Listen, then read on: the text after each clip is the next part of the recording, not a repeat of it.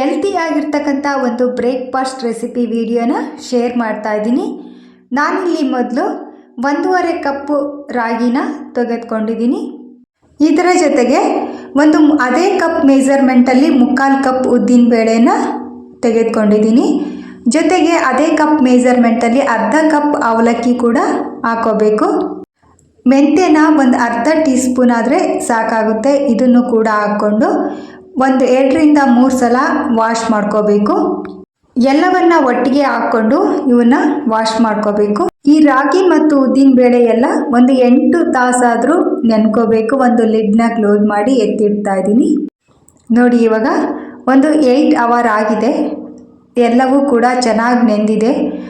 Mixie ಜಾರ್ಗೆ ಹಾಕೋಬೇಕು. ಆದಷ್ಟು ಇದನ್ನು ನುಣ್ಣಗೆ ರುಬ್ಕೋಬೇಕು. ಎಷ್ಟಾಗುತ್ತೆ ಅಷ್ಟು ನುಣ್ಣಗೆ ರುಬ್ಕೋಬೇಕು. ನೋಡಿ, ಅದಕ್ಕೆ ಬರಬೇಕು. ನೆಕ್ಸ್ಟ್ ಇನ್ನೇನು ಉಳಿದಿದೆಯಲ್ಲ ಅದನ್ನು ಕೂಡ ಹಾಕ್ಕೊಂಡು ಮತ್ತೊಂದು ಸಲ ರುಬ್ಬಿ ಹಾಕ್ತಾಯಿದ್ದೀನಿ. ಈ ಹಿಟ್ಟನ್ನೆಲ್ಲ ಮಿಕ್ಸಿಂಗ್ ಬೌಲ್ಗೆ ಅಥವಾ ಪಾತ್ರೆಗೆ ಹಾಕ್ಕೋಬೇಕು. ಇವಾಗ ನಾನು ಸ್ವಲ್ಪ ಉಪ್ಪು ಹಾಕ್ತಾಯಿದ್ದೀನಿ. ಇದನ್ನು ಕೂಡ ಹಾಕಿ ಚೆನ್ನಾಗಿ ಮಿಕ್ಸ್ ಮಾಡ್ಕೋಬೇಕು. ಉಪ್ಪನ್ನು ಬೇಕಾದರೆ ಬೆಳಗ್ಗೆನೂ ಕೂಡ ಹಾಕ್ಕೋಬೋದು. ಇಡ್ಲಿ ಅಥವಾ ದೋಸೆ ಯಾವಾಗಲಾದರೂ ಮಾಡಲಿ ಈ ಥರ ಸ್ವಲ್ಪ ದೊಡ್ಡ ಪಾತ್ರೆಯಲ್ಲೇ ಹಾಕೋಬೇಕು ಹಿಟ್ಟನ್ನು, ಇಲ್ಲಾಂದರೆ ಬೇಗ ಉಬ್ಬಿ ಬಿಡುತ್ತೆ. ಈ ಹಿಟ್ಟು ಉಬ್ಬಿ ಕೆಳಗಡೆ ಎಲ್ಲ ಬೀಳೋ ಚಾನ್ಸಸ್ ಇರುತ್ತೆ. ಸೊ ಹಂಗಾಗಿ ಆದಷ್ಟು ದೊಡ್ಡ ಪಾತ್ರೆಯನ್ನು ಬಳಸಿ. ನಾನಿವಾಗ ಓವರ್ ನೈಟ್ನ ಲಿಡ್ನ ಕ್ಲೋಸ್ ಮಾಡಿ ಎತ್ತಿಡ್ತಾ ಇದ್ದೀನಿ. ನೋಡಿ, ಇವಾಗ ರಾತ್ರಿ ಪೂರ್ತಿ ನೆಂದು ಇದು ಕೂಡ ಉಬ್ಬಿ ಬಂದಿತ್ತು. ಹಿಟ್ಟು ಚೆನ್ನಾಗಿ ಉಬ್ಬಿತ್ತು ಅಂದರೆ ಇಡ್ಲಿ ಕೂಡ ತುಂಬ ಸ್ಮೂತಾಗಿ ಬರುತ್ತೆ. ಇವಾಗ ಮತ್ತೊಂದು ಸಲ ಚೆನ್ನಾಗಿ ಮಿಕ್ಸ್ ಮಾಡಿ ಈ ಇಡ್ಲಿ ಪ್ಲೇಟ್ಗೆಲ್ಲ ಎಣ್ಣೆನ ಹಚ್ಕೊಂಡು ನಂತರ ಹಿಟ್ಟನ್ನು ಹಾಕ್ತಾಯಿದ್ದೀನಿ. ನೀರನ್ನು ಕೂಡ ಒಲೆ ಮೇಲೆ ಕಾಯ್ಲಿಕ್ಕೆ ಇಟ್ಟಿದ್ದೀನಿ. ಅದು ಕೂಡ ಕಾಯ್ತಾ ಇದೆ. ಯಾವಾಗಲಾದರೂ ನಾವು ಇಡ್ಲಿ ಮಾಡಲಿ ಅಥವಾ ಏನನ್ನೇ ಬೇಯಿಸಲಿ ಮೊದಲು ನೀರನ್ನು ಕಾದ ನಂತರನೇ ಎಲ್ಲ ಈ ಥರ ಇಡ್ಲಿ ಸ್ಟ್ಯಾಂಡನ್ನು ಇಡಬೇಕು. ಹಂಗಾದರೆ ಮಾತ್ರ ಇಡ್ಲಿ ಸ್ಮೂತಾಗಿ ಬರುತ್ತೆ. ಮೊದಲಿಗೆ ಇಟ್ಟರೆ ಇಡ್ಲಿ ಸ್ವಲ್ಪ ಗಟ್ಟಿಯಾಗೋ ಚಾನ್ಸಸ್ ಇರುತ್ತೆ. ಇದಕ್ಕೆ ಇವಾಗ ಶೇಂಗಾ ಚಟ್ನಿನ ಮಾಡ್ತಾ ಇದ್ದೀನಿ. ಮಿಕ್ಸಿ ಜಾರ್ಗೆ ಹುರಿದಿರುವ ಶೇಂಗಾ ಬೀಜ ಮತ್ತು ಹಸಿಮೆಣಸಿನಕಾಯಿನ ಫ್ರೈ ಮಾಡಿರಬೇಕು. ಕರಿಬೇವಿನ ಸೊಪ್ಪು, ಬೆಳ್ಳುಳ್ಳಿ, ಕಾಯಿ ತುರಿನ ಹಾಕ್ಕೊಂಡು ಸ್ವಲ್ಪ ಉಪ್ಪು ಹಾಕ್ಕೊಂಡು ಸ್ವಲ್ಪ ಜೀರಿಗೆ ಹಾಕ್ಕೊಂಡು ಅಗತ್ಯ ಇರುವಷ್ಟು ನೀರನ್ನು ಹಾಕ್ಕೊಂಡು ಈ ಚಟ್ನಿನ ಮಾಡ್ಕೋಬೇಕು. ಆದಷ್ಟು ಈ ಚಟ್ನಿ ಸ್ವಲ್ಪ ತೆಳುವಾಗೇ ಇರಬೇಕು. ಈ ಚಟ್ನಿ ಇವಾಗ ರೆಡಿಯಾಗಿದೆ. ಇದನ್ನು ಬೌಲ್ಗೆ ಹಾಕ್ಕೊಂಡು ಇದಕ್ಕೆ ಒಗ್ಗರಣೆ ಕೂಡ ಹಾಕ್ತಾ ಇದ್ದೀನಿ.